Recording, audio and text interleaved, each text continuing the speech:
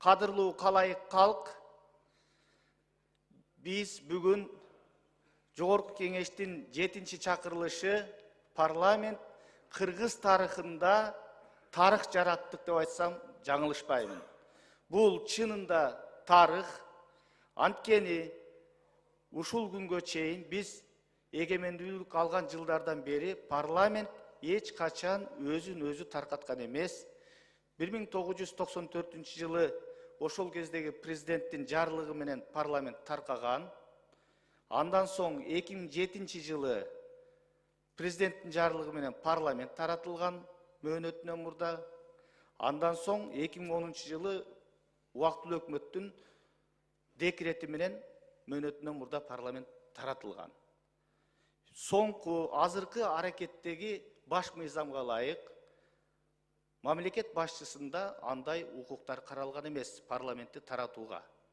Андыктан бул чечим бүгүнкү парламенттин ички өз чечими болду. Мен коомчулукка дагы, кадырлуу калайыкка да ачык айта алам.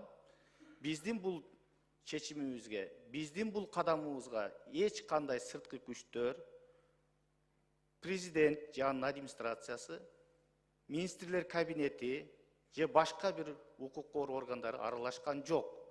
Мына өзүңүздөр буну так даана сезип көрүп турасыздар. Андыктан мен парламенттин төрагасы катары ушул демилгелеген биздин 32 депутатка чынында элдин, мамлекеттин кызыкчылыгын, туруктуулугун, өсүп өнүгүшүн биринчи орунга коюп ушул демилгени көтөргөндүгүнө ыраазычылык билдирем. Ошону менен катар башка бүгүнкү депутаттардын добуш берген 84 депутатка мен мандан кем эмес ыраазычылык айтам.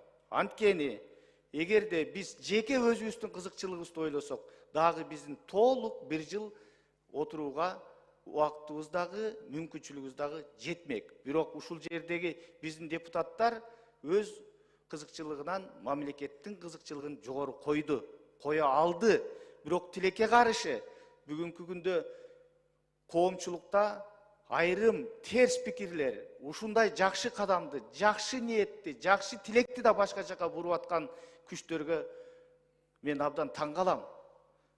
Эгерде алар да чында беле кыргыз мамлекети, кыргыз эли деп жүрөгү соксо, мындай пикирлер жаралмак эмес.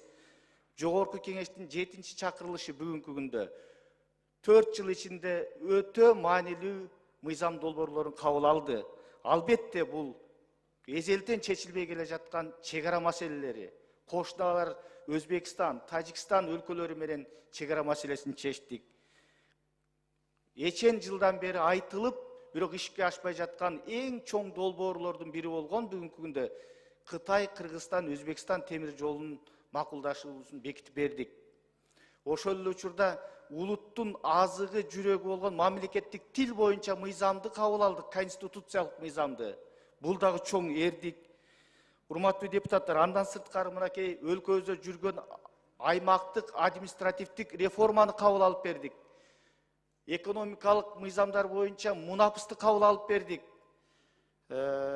Андан да кем эмес, мына совет доорунда биздин ата-бабаларыбыз адилетсиздик менен репрессияланган, көбү караланып, кесилген, камалган. Мына ошону биздин 7-чи чакырылыш саясий эрки менен, күчү менен ошол биздин репрессияга туш болгон ата-бабаларыбызды актоо мыйзамын кабыл алып бердик. Бул дагы өтө чоң маанилүү мыйзамдар. Эгерде ушундай айта бере турган болсок, бир топ мыйзамдарды санай берсек болот.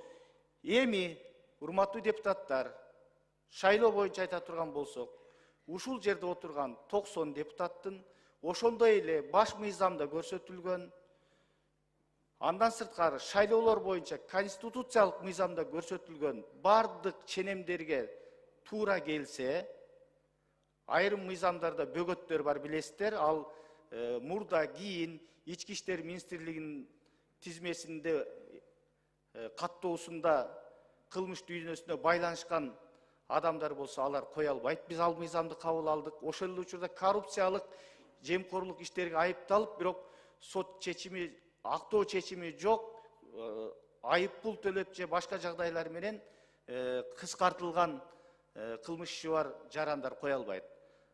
Башка 25 жашка толгон өйдөнкү чеги жок, коомдо мен депутат болом деген элдин арасындагы бардык жарандарыбыз депутаттыкка барууга толук акылуу.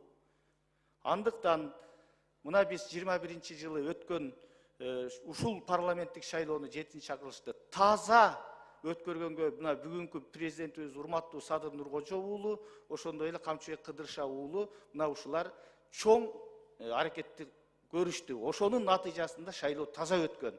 Мына ушул маселеде дагы айтып коеюн. Эмки шайлоо буйруса бардыгы процедуралардын негизинде алып карай турган болсок 30 ноябрга белгиленет. 30 ноябрда үстүбүздөгү жылдын шайлоо болуп көрбөгөндөй таза өткөрүүгө биз бел байлайбыз.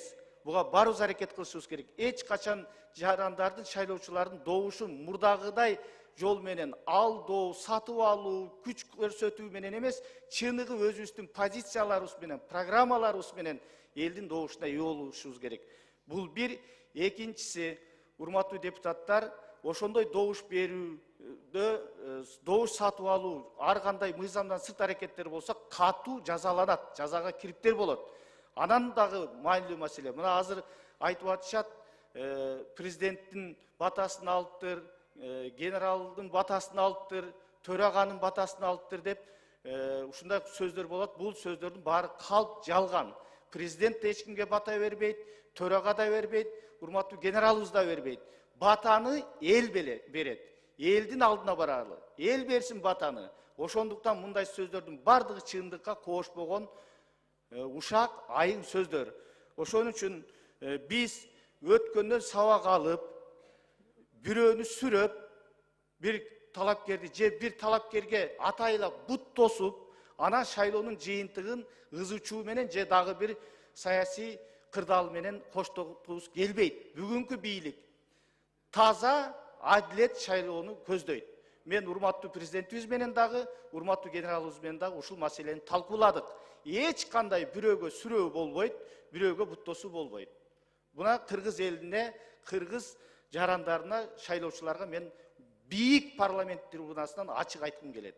Ошон үчүн урматтуу депутаттар, эл алдына шайлоого баралы, эл кимди тандаса, биз ошого макулбуз. Анан кара пиар менен алектенип, шайлоо деген бир айлык жарыш, адамгерчилик деген түбөлүктүү, бири-бирибиздин талапкерлер негизсиз, ушак, айын кептери менен, каралоо жолдору менен шайлоо өнөктүгүн жүргүзүүдөн алыс бололу. Биз бардыгыбыз кыргыз мамлекетинин жарандарыбыз, баарыбыздын ниетибиз, пейлибиз, тилегибиз кыргыз мамлекетинин, кыргыз элинин жашоосун бакубат кылуу жана өнүктүрүп өстүрүү. Андыктан, урматтуу депутаттар, мен Жогорку Кеңештин төрагасы катары айтып коеюн. Биз мыйзамда, баш мыйзамда көрсөтүлгөндөй, азыр өзүбүздү таркаткан чечимди кабыл алганы менен, кийинки 8-чакырылыштагы парламент келип ушул жерге ант берген күнгө чейин биздин бардык ыйгарым укуктарыбыз сакталат. Эгерде бир кырдаал болсо, өзгөчө кырдаалдар, зарыл учурлар болсо, Жогорку Кеңештин төрагасы катары мен ошол замат сессия чакырууга, кезексиз сессия чакырууга мыйзамда көрсөтүлгөн ыйгарым укуктарым бар. Ошон үчүн биз аракеттеги парламент болуп кала беребиз. Болгону биз мөөнөтүнөн мурда шайлоого баратабыз. Урматтуу кесиптештер, баарыңыздарга төрага катары чын дилимден ыраазычылык билдирем. Баарыбыз колубуздан келишинче бүгүнкү гүлдөп өсүп өнүгүп аткан кыргыз мамлекетин курууга өз салымыбызды коштук. Биз сөзүбүз менен, ишибиз менен, добушубуз менен, жазган мыйзамдарыбыз менен коштук деп мен толук ишенем. Бар болуңуздар, шайлоого баргандарга ийгилик каалайм. Баарыңыздар элдин батасын алып утуп келиңиздер. Кудай буйруса, Куда кааласа, ушул парламенттин бийик трибунасында жалаң кыргыз мамлекети үчүн, кыргыз эли үчүн кызмат кылган уул кыздарыбыз депутат болуп келишине тилектешпиз. Бар болуңуздар, ишиңиздерге ийгилик, жакшылыкта, ийгиликтин үстүндө көрүшөйлү. Бар болуңуздар, рахмат.